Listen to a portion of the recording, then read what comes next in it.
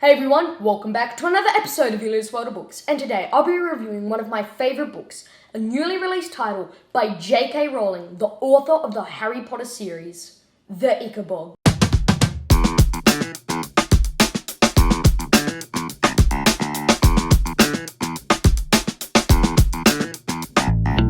The story is about two kids, one named Daisy and the other named Bert, who live in a fantastical land called Cornucopia.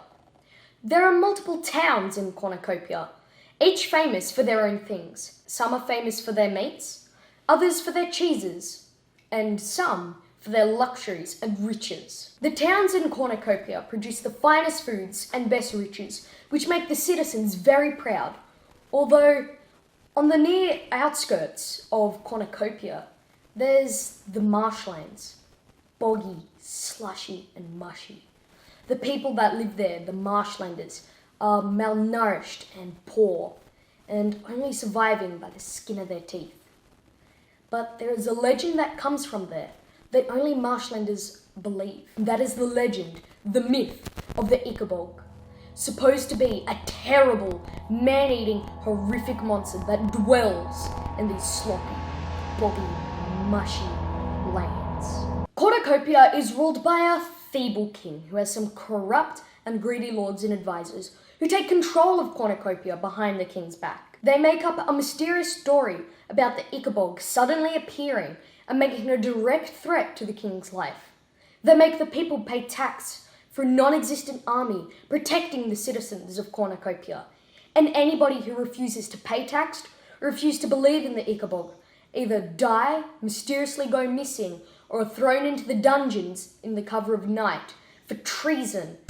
Daisy, the daughter of a carpenter, and Bert, the son of the head of the royal guard, both grow up together and become the best of friends. Unfortunately, they both lose family members at a young age in mysterious ways.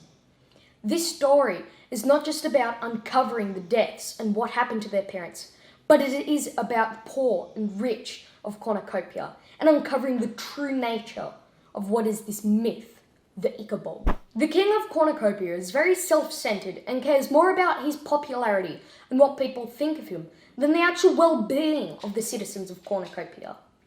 What I liked about the book is the difference between this feeble king and his corrupt lords and greedy advisors. It made the story much more complex and interesting to read. The artworks in this book added a new element to the story, as the artworks were all provided by kids who entered in an art competition.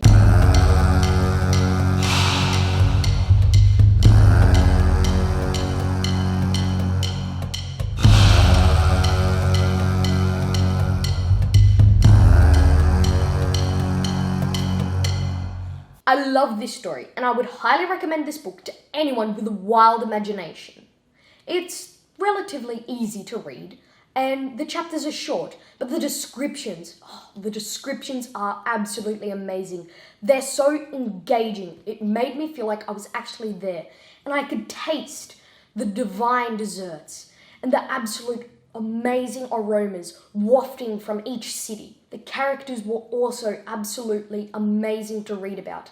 Some were brave, some were skilled, and some changed from being dreadful to heroes. This book was so amazing. It was as if I could touch the walls and feel everything around me.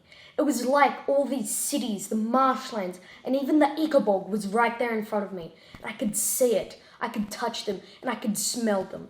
This book is fantastic. You must go out there, get it, and read it. And please tell me what you think in the comments below. Well, I hope you enjoyed today's review, and I would like to see you on another episode of Ilia's World of Books. Remember to subscribe, drop a like, and keep on reading. See ya!